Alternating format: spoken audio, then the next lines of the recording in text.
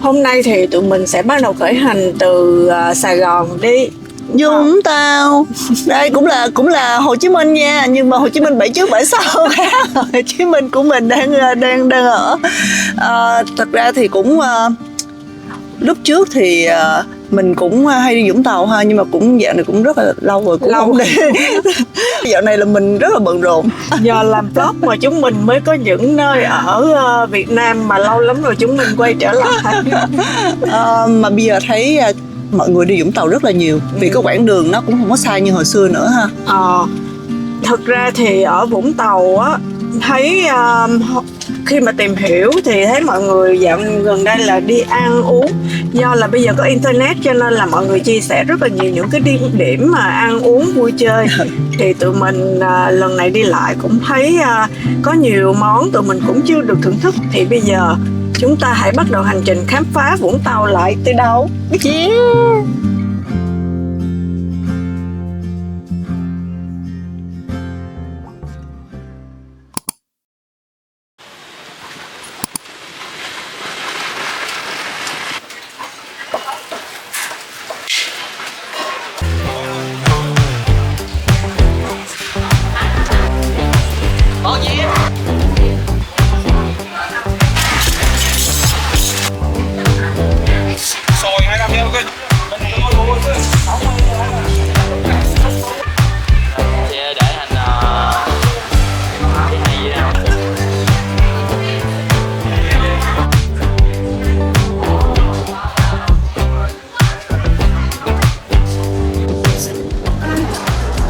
Thua cọng bún ở đây là cọng bún to ha. Bún to dữ vậy? Nó nhỏ hơn bún bò nhưng mà lớn hơn bún riêu, bún bình thường. Cọng bún nó to. Cái này là Trang là ăn cái gì? Bánh canh tô đặc biệt. Bánh canh hải sản, có bánh canh sò với bánh canh hải sản, mà là tô đặc biệt thì mới có sò. Còn tôi là ăn bún riêu tô đặc biệt luôn. Ở trong đây bún riêu là có riêu nè, đậu hũ, chả cá, bề tôm, chả là có mấy loại chả lận, huyết với lại thịt luộc rồi mực. Cũng nhiều quá ha. Bánh canh là nó không phải là bánh canh, nó giống bánh canh chắc vậy hả? Vậy đó. Bánh canh bột có riêu luôn, bánh canh nên có riêu luôn. Nó sẽ sệt hơn là cái nước bún riêu. Mà nó màu vàng hơn. Nãy nghe bạn nhân viên nói là nước lèo nấu từ tôm, đầu tôm gì đúng không? Ăn thử nha.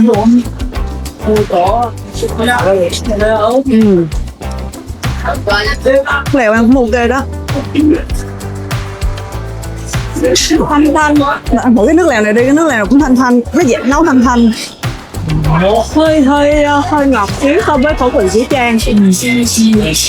Ăn riêng mà ngọt, cho miếng mắm vô xíu cũng được. Có nhiều loại nước chấm. Có mắm gừng này, đồ này kia nữa. Cái này là gì? Mắm gừng hả? Chấm hải sản cũng ngon hơn. Người ta pha sẵn luôn rồi.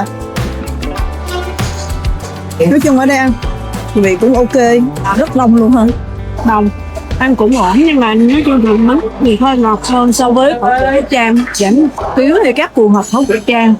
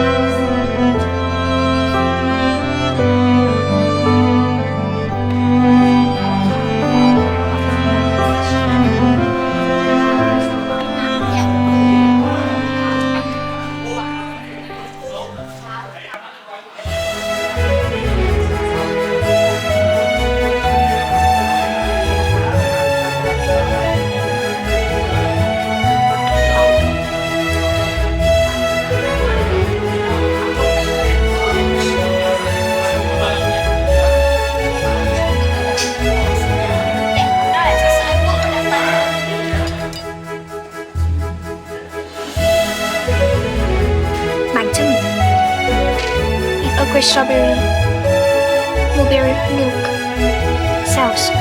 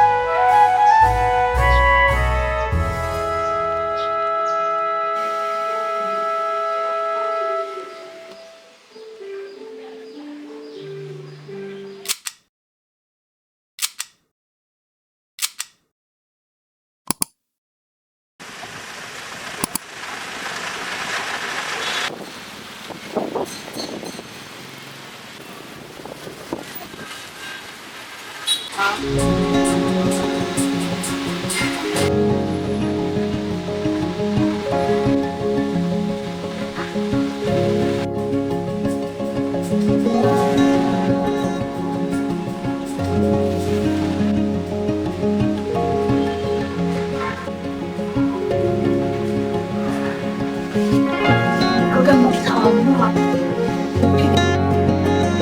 Mùi xoài.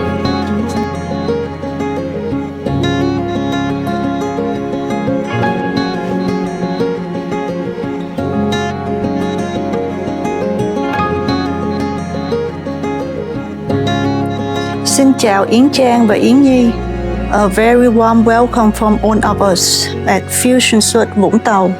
Wishing you a fantastic stay. Make yourself at home. As regards. Colin Trần GM. Wow.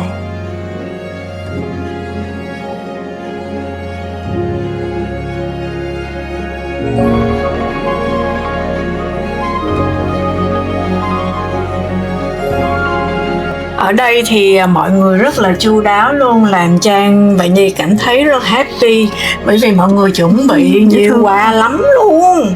Nè, dễ thương ghê luôn. Mọi người in mấy cái hình đây nữa nè. Thế, đây nè, đây nè. Ai có cái túi. Chị em mình. Đây là túi ha. Cái túi chất này túi thô. Mở ra xem. Có quà. Phải có quà. Để mình mở cái này không? Không biết sao mình rất thích mấy cái túi thô này. Nè, đi biển thích đeo mấy cái này nè. Dễ thương, dễ thương. Ê, cái form dễ thương lắm. Đây.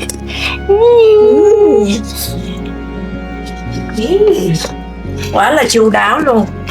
Bánh nữa nè. Có bánh nữa. Macaron. Quá trời luôn. Yeah, thank you mọi người. Thank you Fusion. Wow. View này quá đẹp luôn. Quá đẹp.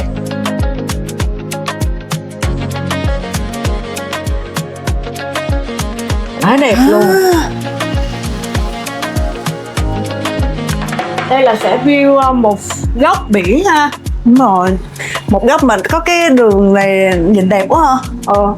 Đường Cái góc đường này đẹp quá trời luôn. Quá đẹp luôn. Ở ngoài kia thấy thuyền bè quá trời nữa thôi. Phòng này nhìn view quá đẹp. Quá đẹp.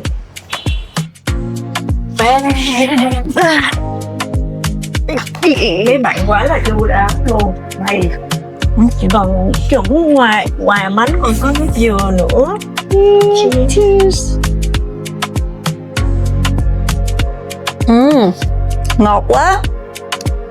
Quá ngọt luôn. Quá đã, lạnh nữa.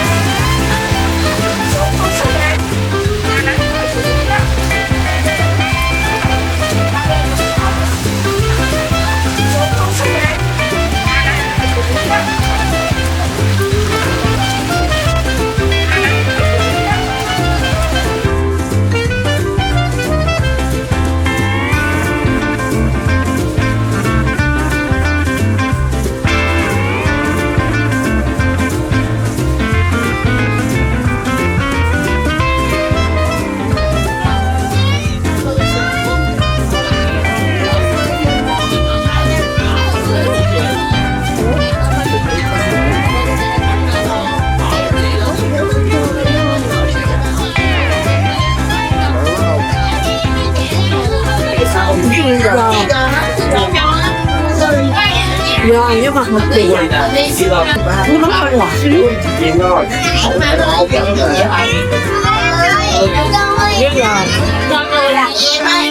Còn Vũng Tàu mình sẽ ăn cái vị hơi ngọt xíu.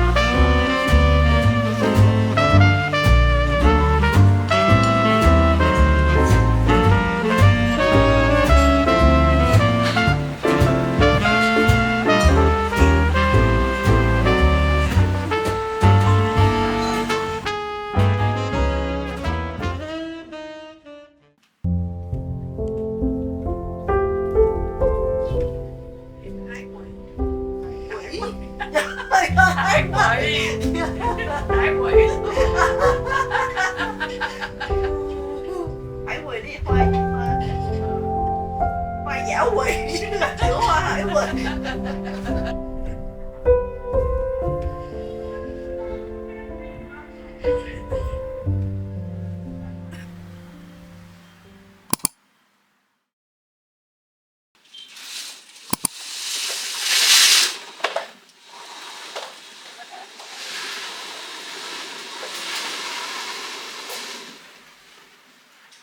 Sáng đúng không?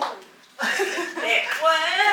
Cái màu biển nó đậm mà cái màu trời thì nó trong. Nắng đẹp quá ha. Nắng kiểu cái màu nó trong mà nó vàng đó. Trời ta đi tắm biển quá trời kìa. Tắm biển sáng đã đi chạy bộ quá trời luôn.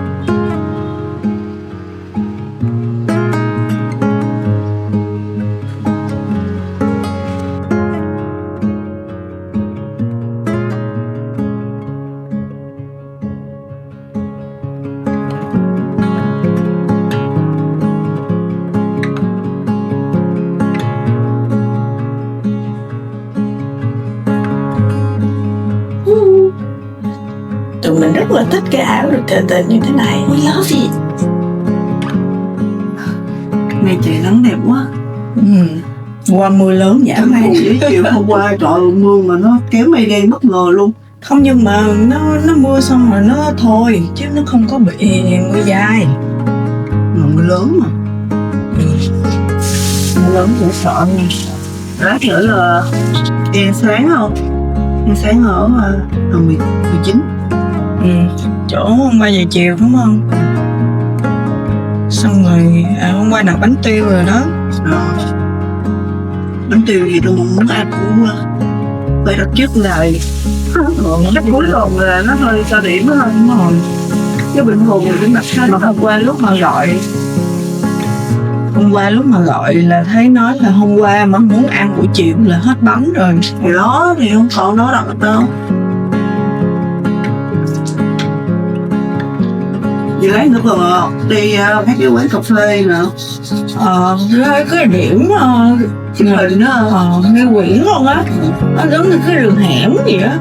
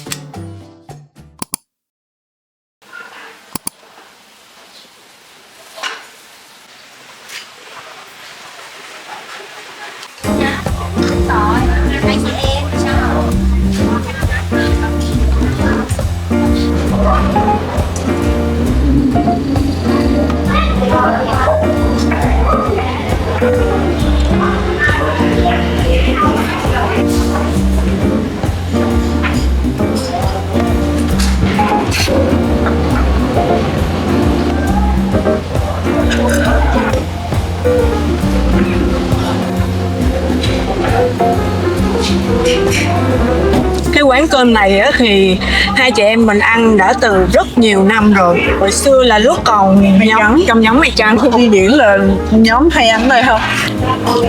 Ở đây cơm rất là đồng đều các món, và được thêm một cái nữa, tuy đông nhưng mà rất là sạch sẽ luôn, tùy chén Ở bàn rồi, nói chung là mọi người phục vụ dọn rất là sạch.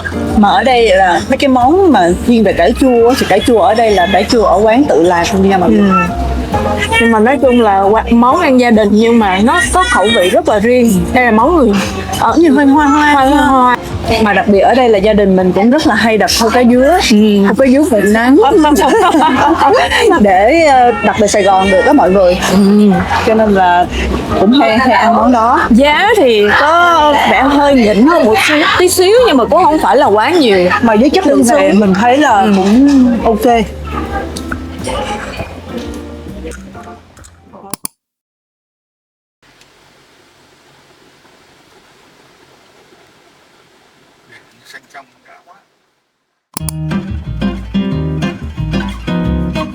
Bây giờ thì chị em mình sẽ đi bãi biển Thùy Vân, mà mọi người hay còn gọi là bãi sau. Đây là một trong những bãi biển dài và nổi tiếng nhất Vũng Tàu với chiều dài khoảng 5 km.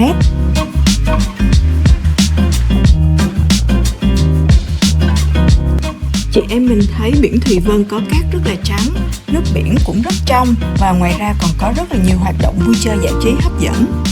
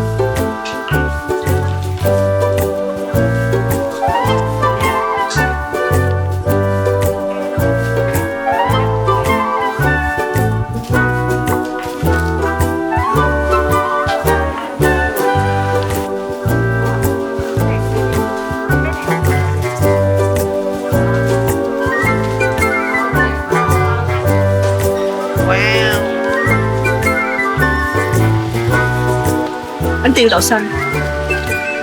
Để thôi. Bánh tiêu đậu xanh đó trước đi. Đừng nóng. Nóng quá. Đây đậu xanh.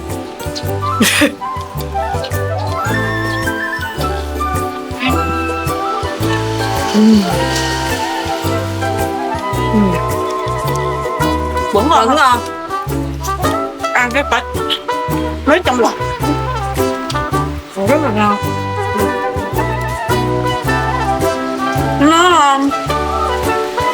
Nó không có giống bánh tiêu của Sài Gòn mình. Nó lớp nó ở dưới là nó có chén đậu xanh dày hơn, lớp trên là nó sẽ là mỏng. Lớp vỏ bánh mà giòn hơi xốp á, chứ không phải là giòn ăn xốp thôi. Mà cái mùi mà nó rất là thơm. Mà nó kiểu mỏng, nó không bị dày, ăn nó không bị ngán. Mình có mua bánh hột, gọi bánh hột gà. Ở bên trong này là nhân cay vé. Bẻ ra cho mọi người coi bên trong. Cũng gần chứ.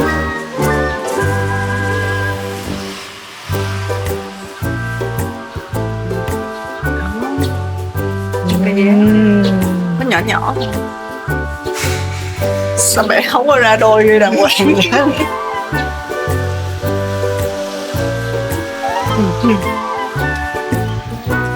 Điều đặc biệt đó là ăn nóng không? Mà cái nhân nói chung là độ ngọt vừa phải. Mà nhân lúc nào cũng đầy hơn là cái vỏ. Cái vỏ của cái bánh này thì nó lại dẻo. Dẻo. Nó dẻo hơn. Mà ở đây mỗi lần cao điểm mà cuối tuần là đặt khó à. Cái này á, một ngày mới được. thường bánh là phải đặt trước một ngày. Chứ nếu như mà các bạn đặt trong ngày là không có. Tại là tới mua thì có lúc có lúc không, hoặc là phải chờ lâu hay có như số thế nào điện thoại á, là mình cứ đặt trước một ngày là ok. Với lại cái giờ là À, ở đây còn có xôi ca vé nữa. Cái này đó. Cái đem vào lát nữa mình ra sau.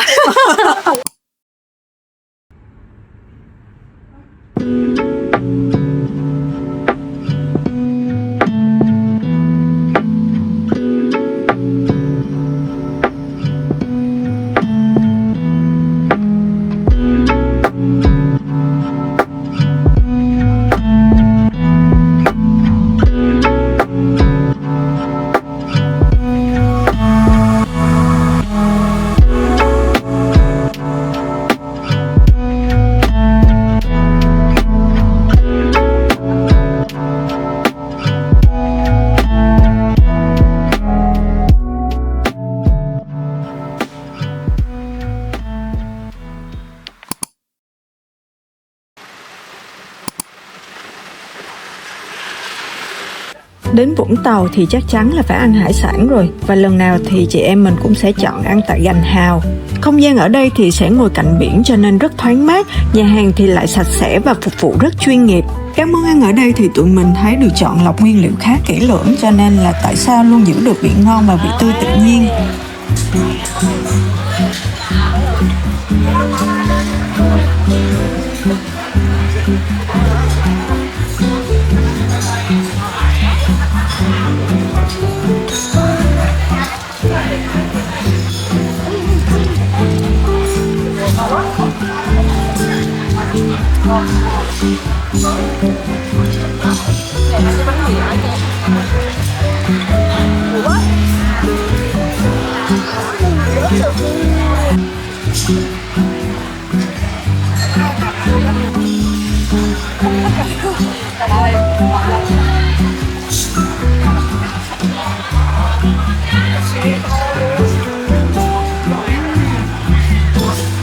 Món cá tầm ở quán là tụi mình thích nhất. Cá sẽ được chia làm hai món là nướng và lẩu.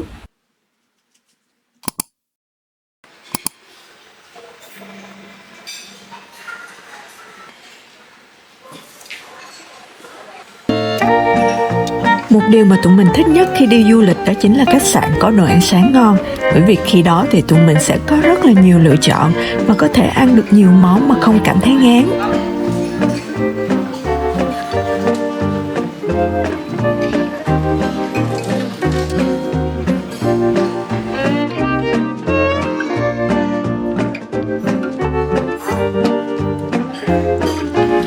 Ngoài những món ăn có sẵn thì còn có một khu bếp riêng để chế biến các món theo yêu cầu, như là các món về trứng nè, hoặc những món nóng được làm ngay tại quầy. Chính vì vậy mà món ăn lúc nào cũng được phục vụ nóng hổi và ngon hơn.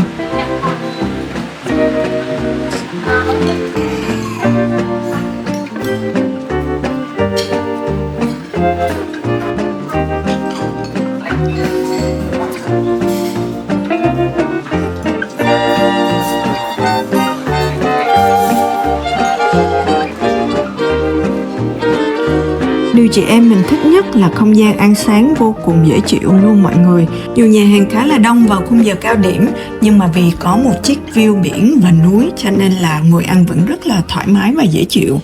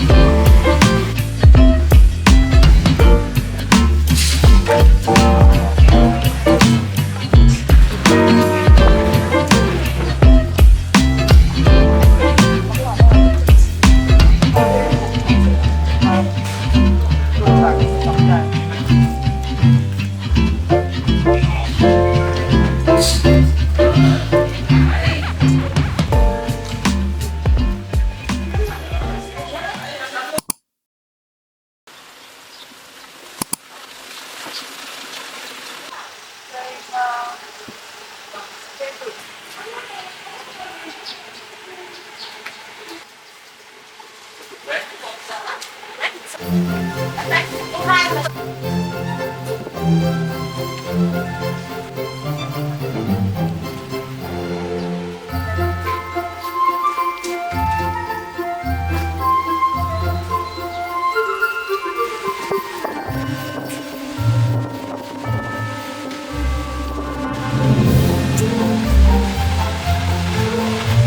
muốn gọi phô mai chờ ở chị. Em quay ở đây em đang làm thôi. Sau có thể dạ. Phô mai không có bán đâu thì nói là bán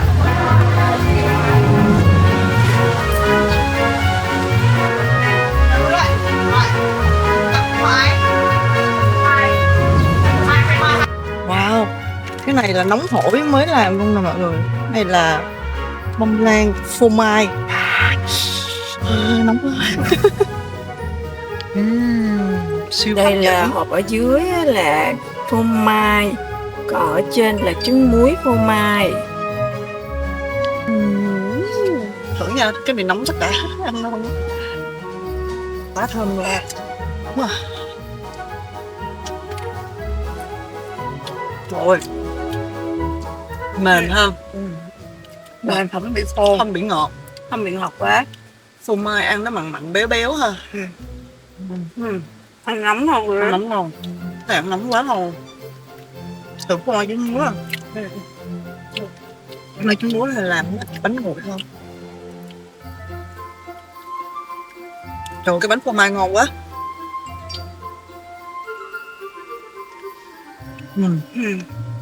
Nó cũng mềm. Có trứng muối thì vị nó mặn hơn xíu. Mùi trứng muối. Tôi thích ăn phô mai không hơn. Mà Trang nghe nói là không nên ăn có thêm chà bông, chỉ nên ăn không vậy thôi thì nó sẽ ngon hơn là có chà bông. Ngon quá. Thích cái này quá. Cái này ngon nè, cái này hơi mặn xíu so với mình. Cái này là vừa với mình.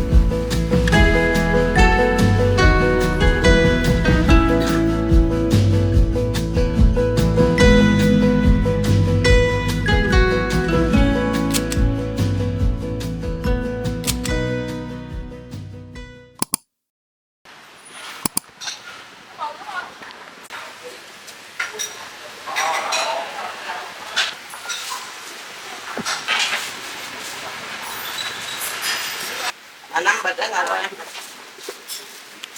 Một bạn 10 cái chứ á. Đây nhiều lắm.